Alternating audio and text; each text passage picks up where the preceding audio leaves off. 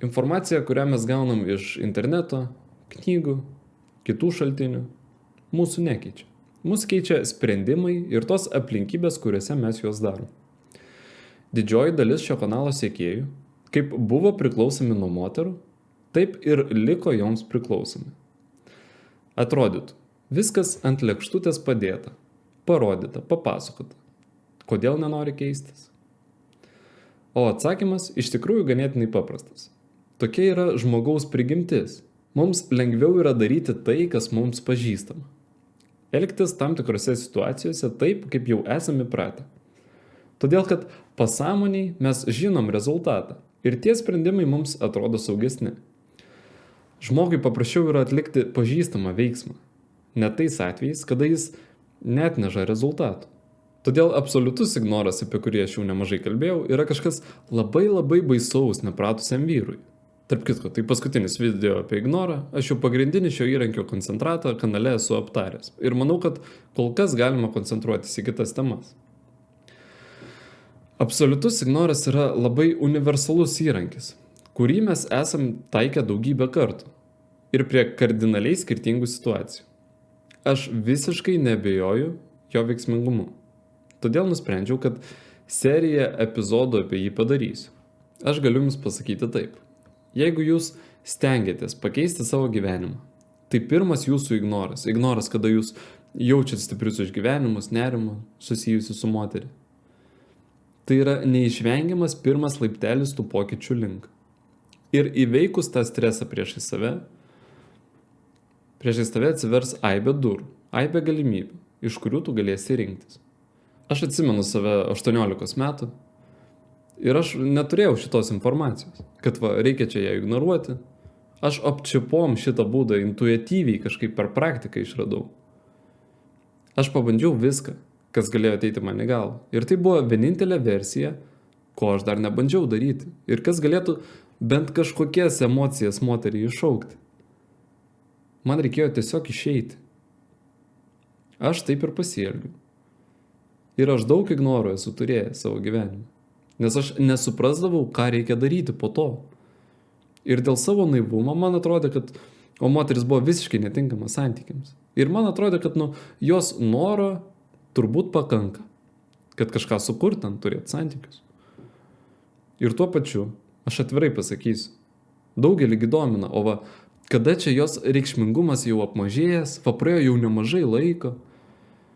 Iš tikrųjų, daug kas priklauso nuo tavo ryžto. Kaip stipriai tu stengiasi pasipriešinti tiem jausmam. Juk daugelis žmonių juos tik stiprina, pasitelkdami visiškai nereikšmingą savirefleksiją. Kada vyras vis svarsto, aš teisingai čia pasielgiau, o kas bus, ar ji grįž pati ar ne, o gal pasikeis, o gal kažkaip susitaikysim. Jis jau galvoja apie susitaikymą net tada, kai ji dar nespėjo nei karto tavęs pabaksnuoti, jokio susidomėjimo. Tai primena absurdą. Ir žinoma, jos reikšmingumas tik tai kils tavo akyse su tokiu požiūriu. Aš itin nerekomenduoju tais dalykais užsiiminėti. Aš nesakau, kad tu turi priimti sprendimus per kelias sekundės. Tu gali išskirti tam kažkokį laiko tarpą, bet svarbu jį yra limituoti. 1 valanda viską apgalvoti ir išsirinkti. 2 valandos, diena, 3 dienos, 5 dienos. Bet po to, kai tu padarai tą veiksmą, sprendimą, daugiau negrįžti prie to. Aš atsimenu, kad man ignoras patapo šiokia tokia sakralia misija, nuo kurios man atrodė, kad priklauso mano ateitis. Pirmą kartą mane laužė visai stipriai. Buvo toks jausmas, tarsi ranka pati kyla atrašyti į kažkokį tai baksnojimą. Buvo toks nuolatinis grėsmės jausmas, įtampa. Aš tai jausdavau ir rytais, ir vakarais. Ir tai, aišku, buvo ištempta laike. Ir ta situacija tik blogėjo, kadangi tai buvo ne vienas ignoras. Tai buvo nuolatinės bangos aukštyn žemyn. Ir nebuvo jokio žmogaus, kuris man paaiškintų, kas čia vyksta. Man nebuvo ko paklausti patarimų. Aš galėjau tik spekuliuoti. Aš tokioje knygoje perskaičiau, kad atsikratyti kažkokios minties galima tiesiog sukelti savo skausmą. Pavyzdžiui, Pagalvoji apie tai, apie ką nenori galvoti. Paėmi ir stipriai savo įgnybi. Net iki tokio absurdo aš buvau daėjęs. Bet žinote, kas yra svarbiausia? Svarbiausia visko. Ne būdas, kurį jūs naudojat, kad moters reikšmingumą sumažinti, o pats ketinimas, ryžtas, užtikrintumas, tvirtos nuomonės laikymasis. Kažkas pradės bėgiot, kažkas eis į salę, kažkas apsikraus darbais, kažkas panirs į hobius. Tai nesvarbu. Svarbu yra jūsų užsispyrimas pereiti šitą kelią iki galo. Kelią, kuris prives jūs prie visiškos laisvės. Ir tą ryžtą aš turėjau. Ir jeigu atvirai, tik to ryžto pagalba aš toliau egzistavau. Niekas daugiau man nepadėjo. Bet kada mes kalbam apie tai, kada tai pasibaigs, pas mane tai buvo taip, kad vienu momentu tiesiog įvyksta toks spriktas, po kurio aš suprantu, kad jokios baimės daugiau nėra. Aš ją išgyvenau, viskas. Aš jos neslėpiau, nebėgau, nebandžiau kažkaip išvengti. Aš tiesiog pažiūrėjau ją į akis. Aš tai padariau ir per veiksmą, ir per vidinį nusistatymą, ir per savo mintis, mąstymą. Ir vienu momentu aš tapau laisvas. Būtent tokį jausmą aš patyriau. Ir aš daugiau nuo nieko nepriklausiau. Ir niekada gyvenime aš daugiau panašaus jausmo nebuvau patyręs. To vergovės jausmo. Aš niekada daugiau nemačiau iš silpnos pozicijos. Tada aš įgijau tiesiog neįtikėtiną galią.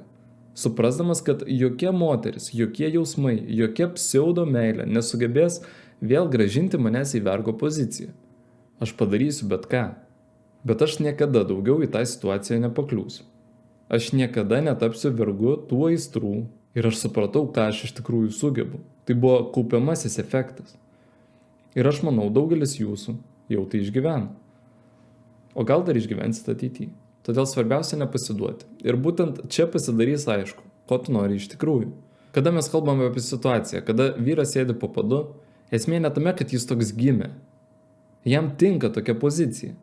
Ir tik veiksmais, realiais sprendimais mes galime įrodyti, kad taip nėra. Aš savo tai įrodžiau. Ir daug kas gyvenime po to pasikeitė.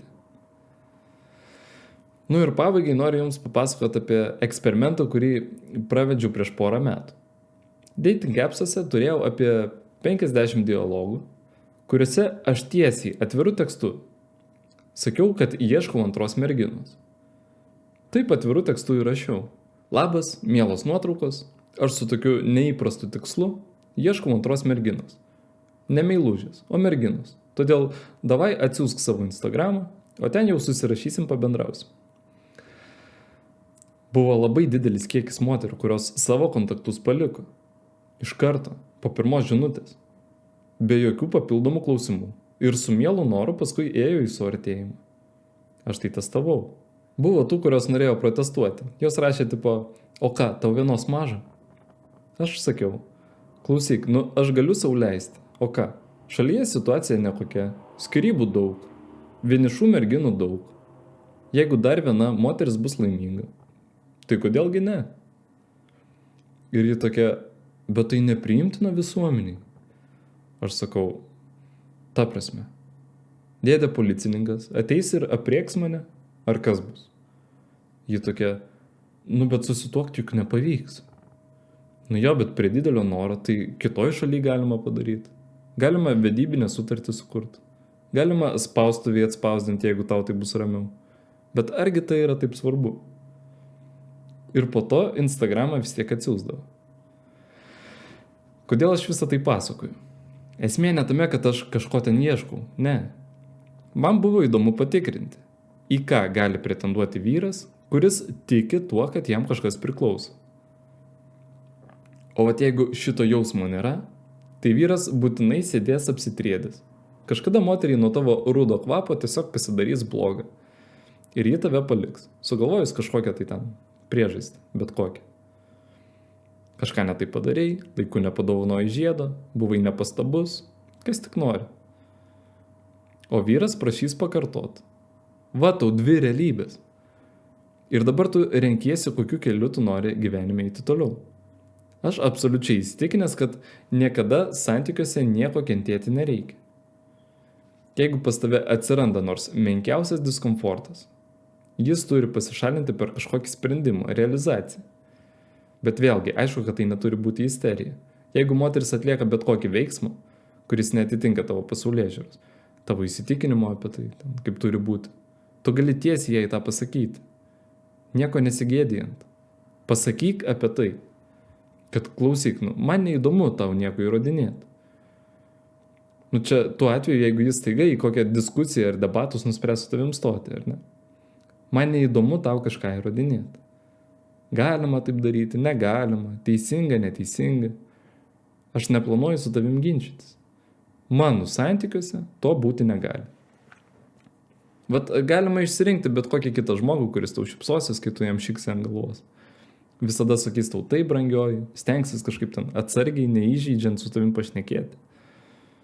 Tu supranti, kad tu taip elgiesi, aš jaučiu, kad man skauda. Tokį, žinot, virtuvinį samitą surengė. Ant tokio žmogaus visą laiką spjaudys. Visą gyvenimą. Todėl neatitinka tavo įsitikinimų. Eina velniop. Kažkam gali pasirodyti, kad, tai kažkaip labai griežta. Žinai, kame bairis. Manęs gyvenime, kada aš pradėjau taip gyventi, niekas nebuvo palikęs. Niekas. Visos norėjo likti. Kame bairis. Ir bet koks mano žiūrovas, su kai kuriais mes jau reguliariai susiskambinam, ten atliekam praktiką. Jie jau irgi turi rezultatus.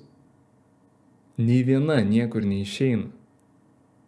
Palieka tik ištižėlius. Ir viskas. Kurie patys savęs gaili. Kažkas gal pasakys, kad čia kažkoks spaudimas, slopinimas. Ta prasme slopinimas. Tu turi savo asmeninės gyvenimo taisyklės. Tu vertėja taip elgtis. Man neįdomu asmeniškai yra žmogų priversti. Jeigu tu ją kažkaip ribotum, aš čia dabar fantazuoju, jūs supraskit principą. Ji ten eina į klubus, aš iškart imu kažką absoliučiai įdingo, nesuprantam. Tu jai sakai, klausyk, manęs tai netenkina. Ji lyg ir nustojo ten vaikščioti. O paskui vaikšto po namus susiraukusi ir duoda žinot, kad tu turi ją išleisti arba ten kažkokį nepasitenkinimą demonstruoja. Klausyk, taip neturi būti. Vaikščiot ir kelt diskomfortą, nustačius nelaimingą miną.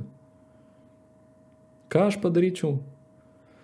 Nors aišku, tai kažkokia neįtikėtina istorija, bet tarkim. Tu gali pasakyti, klausyk, jeigu tu to nori, tai reikia eiti. Tiesiog nereikia su manim santykiuose būti. Su nepatenkintu veidu nereikia vaikščioti, rodytis. Moteris turi jūs vertinti. Man nuoširdžiai gaila vyrų, nors meluoju, negaila, jie patys tokį kelią pasirinko. Kurie kenčia tai, kad moteris savo išvaizdą, emocijom demonstruoja tau tai, kad tu jos nevertas. Tu pats esi niekam nereikalingas. Toks sau variantas, ką jau čia. Aš nesuprantu, kaip jūs lieka tokiuose santykiuose. Vyras santykiuose turi būti lygiai iki to momento, kada moteris nuoširdžiai tiki ir transliuoja, kad tu esi geriausias jos variantas. Jeigu taip nėra, tegul išeina. Tegul išeina. Viskas. Nereikia nieko versti. Arba ji viskuo patenkinta čia, arba jos nebus. Bet prieš tai, žinoma, svarbu yra praeiti praktiką. Nes kada vyras neturi visiškai jokio pasirinkimo, jam tokie santykiai atrodo kažkokie išgalvoti, kad taip negalima. Aš ten liksiu vienas. Visai ne. Tu būsi vienas, jeigu ir toliau gyvensi taip. Kaip gyvenai iki dabar. Tada tu būsi vienas. Tarp kitko, būti vienam tai net nėra baisiausias scenarijus. Jei jau apie tai prakalbam. Baisiausia tai gyventi su potencialiu išdaviku, kuris tavęs nevertina ir tu visą gyvenimą gyveni kažkokioj permanentiniai nepagarboj. Kada tau kasdien primena, kad tavo vieta yra kažkur žemės dugne. Čia yra baisu. Čia yra liūdesys. O visa kita tai normalu.